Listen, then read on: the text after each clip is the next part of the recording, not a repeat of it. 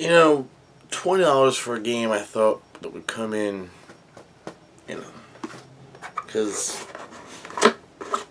you know, I paid for this game and I got inside the box nothing. I'm just kidding, Justin. Justin, I told you I would do it for you, man. I got it. Movie buff. It's time for me to review this game. I played a couple hands of it last night. I actually went 2-1 against my brother. And we had a lot of different good things going on. In the game, you get 160 cards. I'll show you what a couple of them look like, because there are ways to do the game. There are 8 different types of cards. There are 4 trivia cards in the game. Actually, I'm going to do all 4 of those. And 4 strategy cards, which I'm trying to find. That's one of them. A lot of rolls together in this game. And I gotta shuffle this deck better. There's one there. I know that there should be at least. There's another one. There's a third one. Do I have all 4 in this? I do. Nice, nice, nice, nice. I'll put all 4. I'll put that stack in there. The other stack with all the cards back where it belongs. You get 2 piles of 80 cards each when you get the game.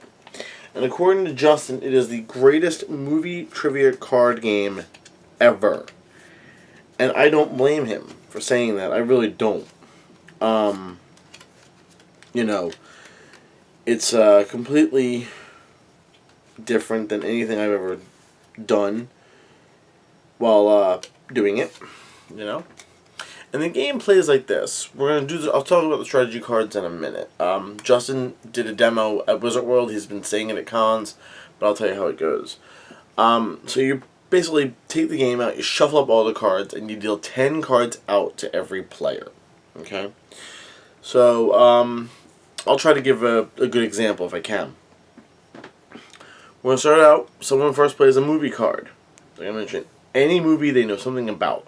My case, Willy Wonka and the Chocolate Factory. It's my favorite movie of all time. You guys at home should know that. So, now we're playing in that movie. We are playing in that movie, okay? The next person comes out and puts an actor card down. Now, this card, they have to mention any actor from the movie Willy Wonka and the Chocolate Factory. Gene Wilder. Simple. The third person, or if it's a 2-player game, goes back to the first player. They put down a roll card. Now, this roll card is a card they have to mention any role from Willy Wonka. It does not have to be Gene Wilder's role, but it very well could be. For the fact of it, I'm just going to say Veruca Salt, because that's what I said in the demo, and because it is definitely a character from the movie. Now, the last part is a quote card. This is any type of speech or dialogue or any song that was sung in Willy Wonka. The one I used was Candy is Dandy but Liquor is Quicker, because it was used in the movie, but I could have gone with, how did it go? Oh yeah, come with me and you'll be in a world of pure imagination. Or I could have done Oompa Loompa or whatever the case may be. There you go. When you get a movie, a quote, an actor, and a role, you've done what's called a take in the movie. So then you have to jump off of that movie. I should have grabbed a second copy of this, but I didn't. But I grabbed all 4 cards again. And it goes right back to the next player who plays another movie card. Now, the person that plays a movie card has to mention any other movie that either Gene Wilder or another part of that cast was in. So, for example, I could say Young Frankenstein, or Blazing Saddles, or Lady in Red, whatever the case may be. And, you know, then you go to, you know, actor, or somebody else that was in the movie, you know, role, quote, all that good stuff in the movie. Now, if you don't know anything about it, or if it's something that you're weak in, you can either do one of 2 different things. The first one is draw 1 card from the deck. Your turn is then over. Okay? Or you can play one of 4 different four different I was not trying to get them.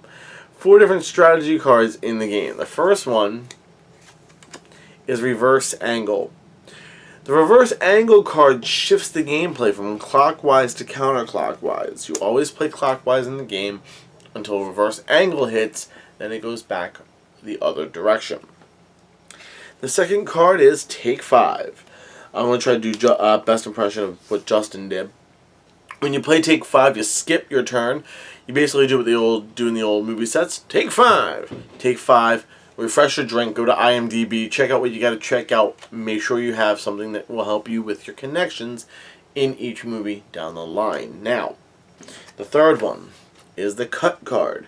Someone plays this card. They sever the connection. It's over. Done. It's a new connection from scratch. Now, in the game, you don't have to start out with a movie card. That's normally what you would start out with. You don't have to. But you could start out with a movie card, okay? But you could start out with an actor, quote, or a role. And then you'd have to try to make the connection off that.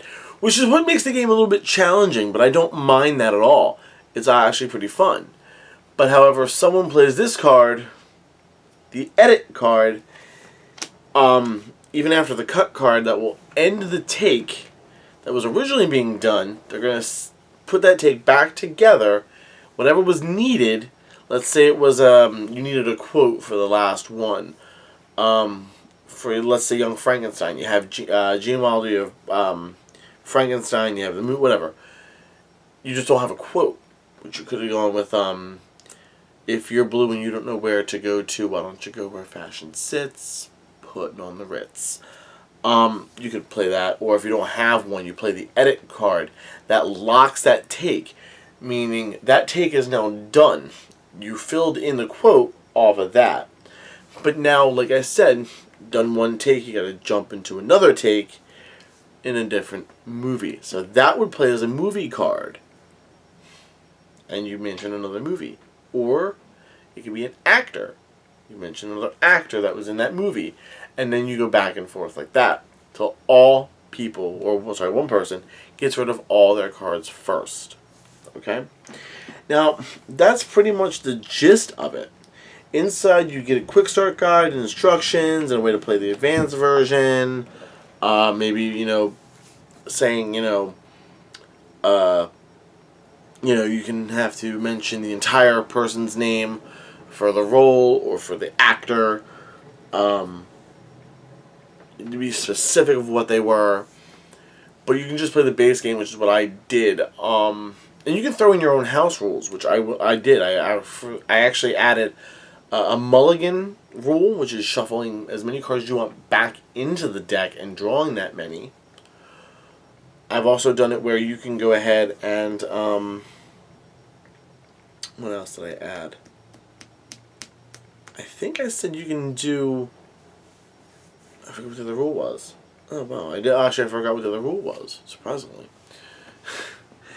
But, the game is awesome. You don't need an expansion pack to play this game either, because every movie that has come out, you are the expansion pack. Any movie that you've seen over the millions of years, okay, not millions of years, but you kind of get what I'm saying, has something to do with this. Now, you also play other things they mentioned, like TV and all that stuff. You can easily use that for this game as well, which I've actually used. And that was the second one I've added. If you wanted to use something for TV, if it's related to the actor, you may use that. We've done that too. So we've combined movies and television, which is fine. Overall, the game is very simple. It's definitely something I can pick up and take a while for me to put down, because this game is so much fun.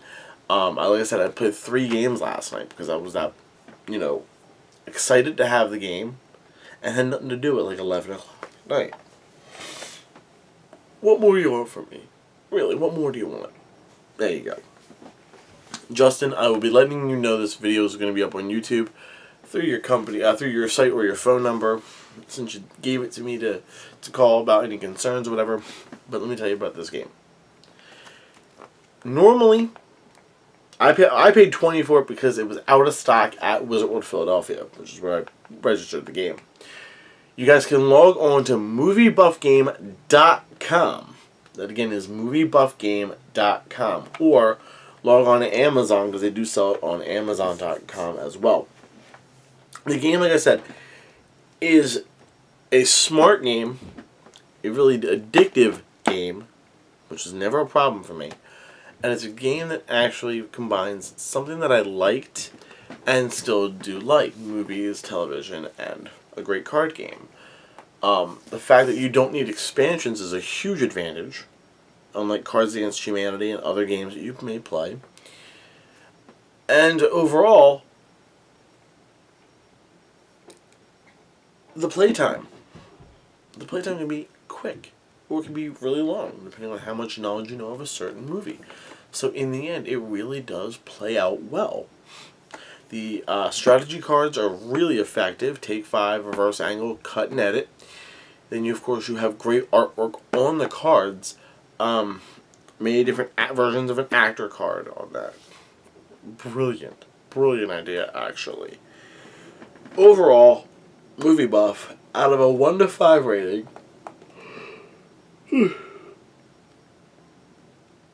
I apologize, it's early in the morning. This card right here, this game right here,